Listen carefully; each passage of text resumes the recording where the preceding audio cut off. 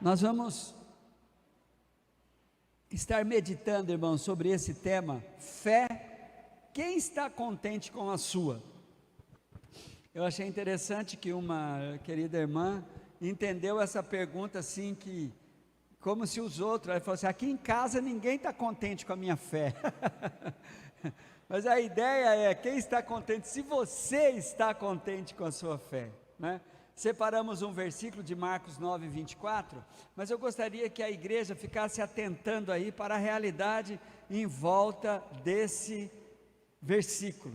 O versículo de número 24 vai dizer assim: e logo o pai do menino, clamando com lágrimas, disse: eu creio, Senhor, ajuda a minha incredulidade. É interessante, irmãos, que muitas vezes a fé vira um fardo religioso, acaba provocando um certo peso, quando pessoas não sabem usar desse princípio para aliviar as pessoas e não para pressioná-las. Eu já tive algumas experiências negativas de que jamais faria o que estava vendo diante dos meus olhos em ministrações de cura e coisas que o valha, mas você não está sendo curado porque você não está tendo fé, não é? Você não tem fé. Eu falei assim, puxa, que fardo pesado é esse, não é? Como se a fé fosse maior do que Deus, basta eu ter fé que as coisas vão acontecer na minha vida. Então tem que tomar muito cuidado, para que a fé não se transforme em um fardo religioso, num fardo pesado, num fardo, porque a maioria de nós, quando essa pergunta é feita, quem está contente com a sua fé, a maioria de nós respondemos, eu queria ter mais, eu confesso que eu queria ter mais. Eu acho que todos nós aqui, raríssimas, na verdade eu nunca encontrei alguém que está assim extremamente satisfeito com a sua fé. As perguntas que são feitas para nós, você crê? Eu creio, né? Mas nós temos uma barreira dentro de nós, que é o que nós sentimos. E é por isso que eu separei a crise deste homem, porque nós vamos hoje ficar pelo menos com algo que queima no meu coração sobre esse tema fé. Porque é muito fácil só dizer, não, tenha fé, tenha fé, tenha fé. É muito fácil ter esse discurso, mas nós sabemos o que nós sentimos diante de alguns desafios que nós enfrentamos na vida. E é aqui que vou passar pelo menos algo que me traz paz nesse assunto. Quando a gente olha para essa passagem bíblica, o que está acontecendo aqui foi que um homem, olhe para a partir do versículo de número 14, do Marcos 9, abre Marcos 9, vocês vão encontrar aqui a crise desse homem aqui. Marcos 9, 14, quando chegaram onde estavam os outros discípulos, viram uma grande multidão ao redor deles, e os mestres da lei discutindo com eles. Logo que todo o povo viu Jesus, ficou muito surpreso e correu para saudá-lo. Perguntou Jesus: o que vocês estão discutindo? Um homem no meio da multidão respondeu: mestre, eu trouxe o meu filho que está com um espírito que o impede de falar. Onde quer que o apanha, joga no chão, ele espuma pela boca, range os dentes, fica rígido. Pedi aos teus discípulos que expulsassem o espírito, mas eles não conseguiram. Respondeu Jesus: ó geração incrédula, até quando estarei convosco? Até quando tereis que suportá-lo? Traga-me o menino. Então eles o trouxeram. Quando o espírito viu Jesus, imediatamente causou uma convulsão no menino. Ele caiu no chão e começou a rolar, espumando pela boca. Jesus perguntou ao pai do menino: há quanto tempo ele está assim? Desde a infância, respondeu ele. Muitas vezes esse espírito tem lançado no fogo e na água para matá-lo. Mas se podes fazer alguma coisa, tem compaixão de nós e ajuda-nos. Se podes, disse Jesus, tudo é possível àquele que crê. E imediatamente o pai do menino exclamou: creio, ajuda-me a vencer a minha incredulidade. É assim que está na minha Bíblia: ajuda a vencer a minha incredulidade. Quando Jesus viu que uma multidão estava se ajuntando, repreendeu o espírito imundo, dizendo: espírito mudo e surdo, eu ordeno que o deixe e nunca mais entre nele. O espírito gritou, agitou violentamente e saiu. O menino ficou como morto, a ponto de muitos dizerem: ele morreu. Mas Jesus tomou pela mão, o levantou e ele ficou em pé. Depois de Jesus ter entrado em casa dos seus discípulos, lhe perguntaram em particular: por que não conseguimos expulsá-lo? Ele respondeu: essa espécie só sai pela oração e pelo jejum. Eles saíram daquele lugar, atravessaram a Galileia, e Jesus não queria que ninguém soubesse onde eles estavam. Muito bem, irmãos, você está contente com a sua fé? Olha a crise desse homem. Olha como o que quero compartilhar com os irmãos é algo que queima no meu coração sobre como a maioria de nós temos uma avaliação de que está faltando termos mais fé. Este homem estava vivendo uma crise ali, sofria um mal, um misterioso mal, de ter seu filho, que não foi poupado por aquele que não poupa ninguém em nenhuma fase da vida, Satanás. Eu achei interessante quando Jesus pergunta para aquele homem assim: desde quando isso acontece? O homem fala: desde a infância. Satanás, por saber que Deus não faz acepção de pessoas, ele também não faz. Enquanto Deus não faz acepção de pessoas para tratar das pessoas, Satanás também não faz acepção de pessoas para tentar matar, roubar e destruí-la. Por isso é que chama a minha atenção essa disposição do inimigo de não ter ética nenhuma. Talvez você pouparia, né? Uma criança, como vamos fazer isso com uma criança? Pois é, Satanás não poupa ninguém. Desde a infância, aquele menino sofria desse misterioso, que é um misterioso fenômeno que acontece sobre o endemoniamento. Uma pessoa ser possuída por um ser, um espírito maligno, e ali lhe tirar as características humanas. E quem já teve experiência com isso, há alguns que têm alguns diagnósticos que são parecidos, uma voz assim, gutural, alguns apresentam uma força descomunal, outros apresentam até questões de premonição, de conhecer o seu interlocutor e algumas coisas assim. É interessante como isso é um fenômeno.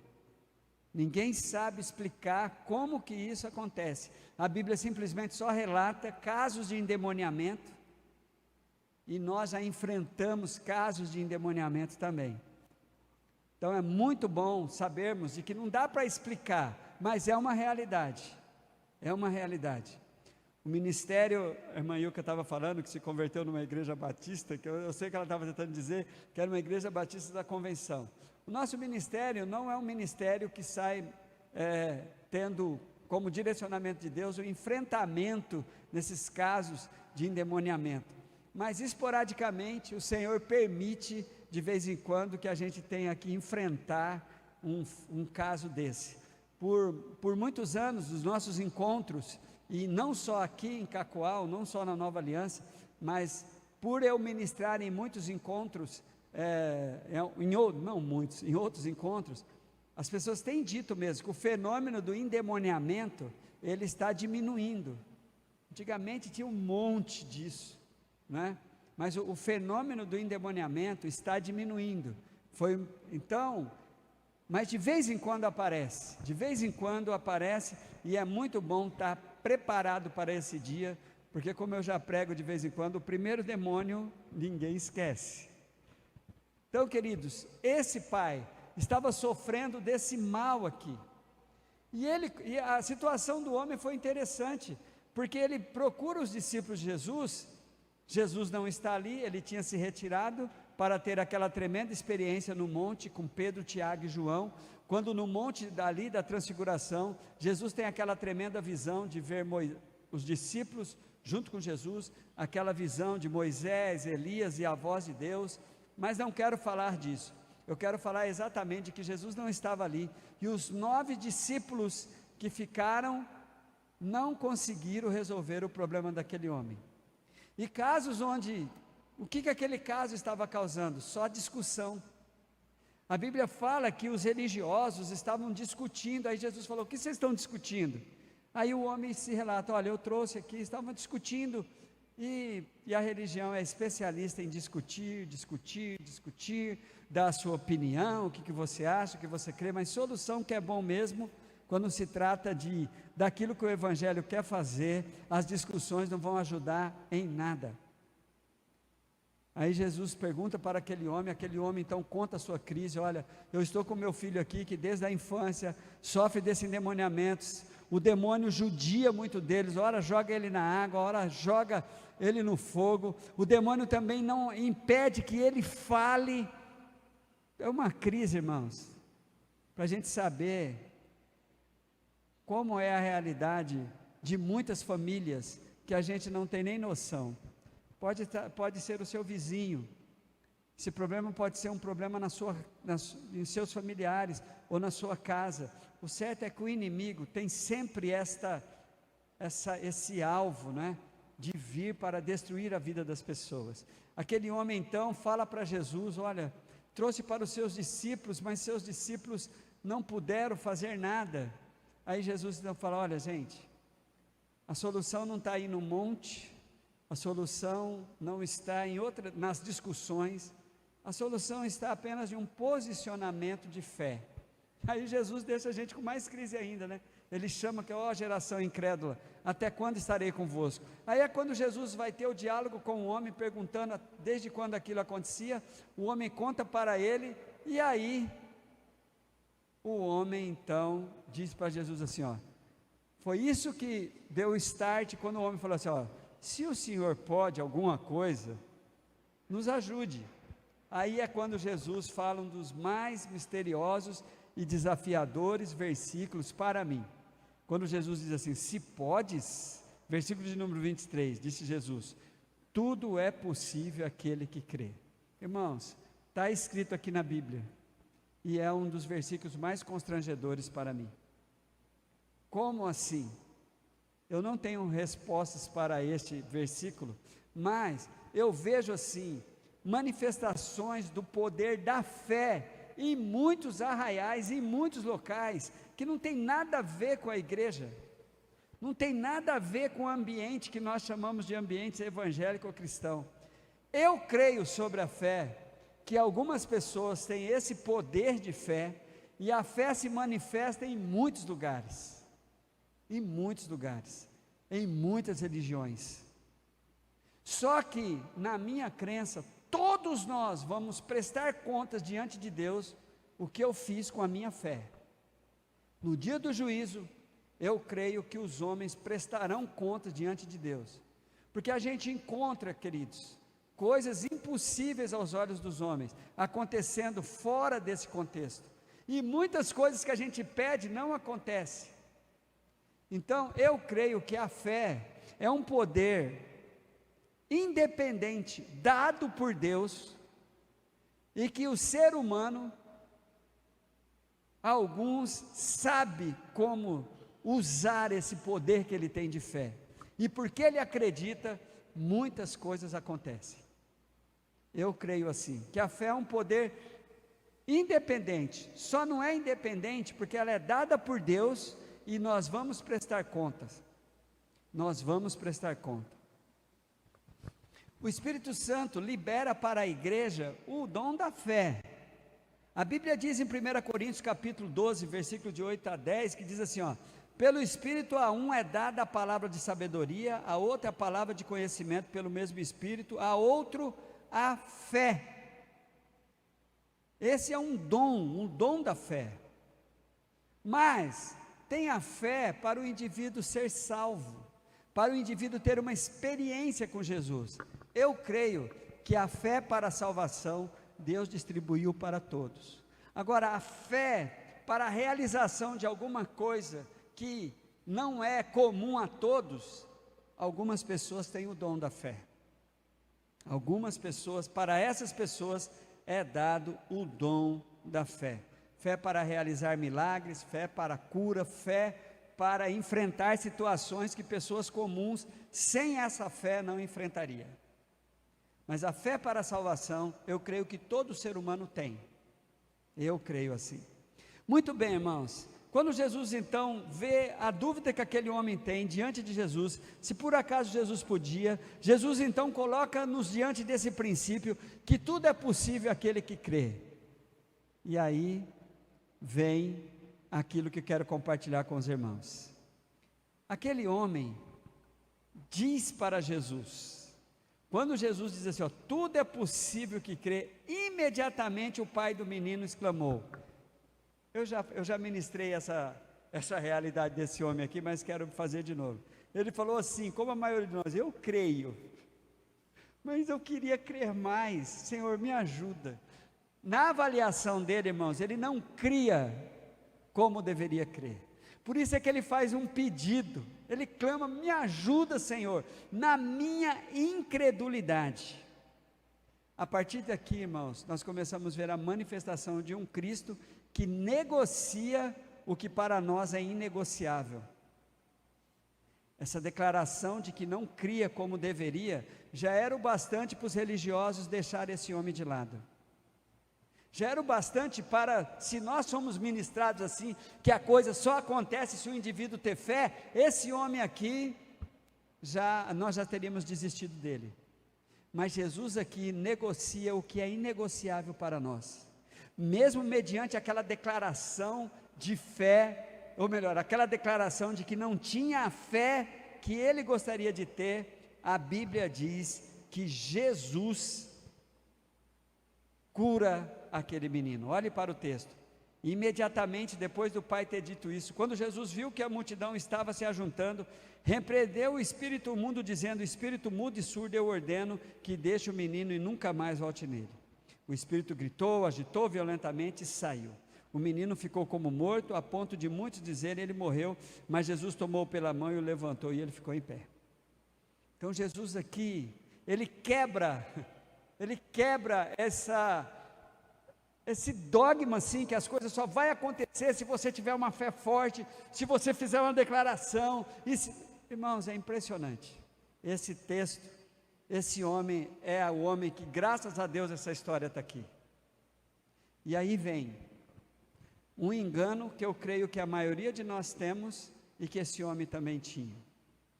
Quando você olha para as atitudes desse pai, você vê que uma coisa era o que ele sentia, mas outra coisa é como ele agia.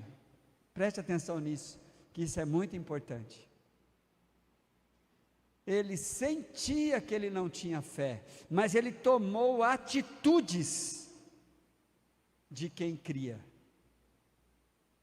Primeira coisa, ele foi para o lado certo, ele foi para o lado dos discípulos de Jesus. Ele foi para o lado dos discípulos de Jesus. Os discípulos de Jesus não puderam, começaram aquela discussão ali. Sabe o que ele fez? Ele ficou esperando Jesus. Quando Jesus chega, Jesus conversa com aquele homem tem uma concepção de alguém que crê. Ele poderia dizer assim, ó, o meu filho tem um problema, mas não, quando você olha para o versículo de número 24, ele fala assim, ó, ajuda-nos. A Bíblia diz assim, ó, no versículo 24, não, no versículo de número 22, muitas vezes esse espírito tem lançado no fogo e na água para matá-lo, mas se podes fazer alguma coisa, tenha compaixão de nós. Era alguém que tinha essa percepção de que o problema não era do filho, o problema era da família, o problema era dele. Então, esse homem, ele tinha um sentimento que não tinha harmonia com as atitudes que ele está tomando. É nisso que eu quero nessa noite ministrar aos nossos corações, para que nós percebamos, quando se você for fazer uma análise das atitudes que você tomou, talvez você não tinha o sentimento de fé que você achava que tinha, mas você está aqui, de alguma forma você não desistiu, você continuou, e o teu coração muitas vezes te acusando, de que não vai dar certo, de que você não crê, que você não está fazendo do jeito certo. Este homem tinha um sentimento, mas as atitudes dele eram diferentes do que ele sentia, irmãos. Se ele fosse tão incrédulo como ele dizia que era, ajuda na minha incredulidade, ele não tinha tomado nenhuma das atitudes anteriores. Ele tinha deixado, mas não. Ainda que ele está ali diante de Jesus, ele então é agraciado por Cristo. E Cristo usa todo este drama, primeiro, para meio que nos chamar a atenção assim, olha, quando Cristo falou assim, ó geração incrédula, até quando estarei convosco? Então, irmãos, isso para mim é um despertar. Se nós temos a convicção que Cristo está conosco, então nós não podemos duvidar do poder de Jesus, amém? Até quando estarei convosco? O que eu preciso mais fazer? Jesus está praticamente dizendo isso para nós. Ó geração incrédula, até quando estarei convosco? Depois Jesus olha para aquele homem, mesmo aquele homem dizendo, Senhor, eu não creio, ajuda-me. Jesus falou, rapaz, como é assim? Não vai dar para curar não, você está dizendo que não crê, não. Jesus vê no profundo da pessoa. Aí Jesus também dá uma ordem para que nós andemos esperto, irmãos. Quando os discípulos em particular vai conversar com Jesus sobre aquele drama, Jesus falou assim, olha, tem algumas situações que precisam de você estar mais preparado. Essa vida não é brincadeira. Satanás não brinca de ser Satanás. Satanás não faz acepção de pessoas. Jesus fala assim, quando você vai olhar para Mateus 17, ele até usa, que é a mesma passagem daqui, ele até usa a expressão assim, esta casta de demônio. Aqui Jesus fala assim, porque, depois que Jesus entrando na casa, por que não conseguimos expulsá-lo? Versículo de número 28, ele respondeu, essa espécie aí, esse problema que esse menino tinha, precisa de uma preparação melhor, pela oração e pelo jejum. Não é brincadeira, irmãos, não é brincadeira. Oração não tem nada a ver com religião. Oração é uma necessidade que eu tenho de compartilhar com Deus. As minhas necessidades, não só as minhas necessidades, mas as minhas expectativas, e também de pedir para Deus, que Ele me capacite a enfrentar situações, e que eu precise estar um pouco mais preparado. Aí Jesus nos chama a atenção aqui, essa espécie de demônio aí, tem que estar mais atento, você tem que estar mais preparado, com oração e com jejum. Então Jesus, quando vai falar, nos chamar a atenção sobre isso, é que você vai estar diante de Cristo, e Cristo quer nos desafiar a crermos nele, e através dele, tudo vai ser possível para mim. Tudo é possível àquele que crê, foi o que Jesus disse. Então, meus amados, a conclusão desse texto é o seguinte: cuidado com o que você sente. Você é uma pessoa de fé, você tem a fé suficiente para enfrentar todas as dificuldades que você tem enfrentado. Por quê? Por causa de uma coisa só: pela sua posição em Cristo Jesus. A autoanálise daquele pai era uma autoanálise pessimista, como a maioria de nós, mas os fatos, as suas atitudes, demonstraram que ele era sim um homem de fé. Que atitudes você tem tomado? Então eu quero, o que me traz paz é o seguinte, irmãos, eu estou falando esta frase aqui para mim, não é porque você não está sentindo que as coisas não estão acontecendo. A gente é muito sensível, né? Eu não estou sentindo. Deus está dependendo dos seus sentimentos. Então eu tenho aprendido a verbalizar, a contrariar o que eu estou sentindo, verbalizando coisas contrárias ao meu sentimento, quando essa minha verbalização tem uma harmonia com o que a palavra de Deus autentica. Por isso é que eu não tenho dificuldade de pedir a cura milagrosa, eu não tenho dificuldade de pedir para Deus aquilo que aos olhos dos homens é impossível. Eu luto, o meu sentimento é esperar o pior, mas eu falo assim, mas não é o pior que vai acontecer. Uma coisa é o que eu estou sentindo, outra coisa é o que eu vou declarar em cima dessa realidade. Aquele homem tinha sentimentos pessimistas, mas a sua atitude foi de pegar o seu filho, foi em busca de solução, não encontrou a solução no primeiro momento, ficou ali insistindo, enfrentou a discussão dos religiosos, porque tem muita explicação, misericórdia, é tanta tese, é tanta explicação, as pessoas falam tanta coisa que você fica meio perdido no que acreditar. Aquele homem ficou ali, enfrentou aquelas pessoas, abre teu coração para Jesus, e a sua palavra não mudou a eficácia do amor de Cristo sobre ele. É muito maravilhoso isso em Jesus, né, irmãos? Ainda bem que Jesus não é um religioso de plantão. Por isso, eu quero desafiar você. Assim é como esse homem, que você pode até estar sentindo, mas você vai tomar atitudes que vai te levar em direção da bênção que você está buscando. Amém, queridos?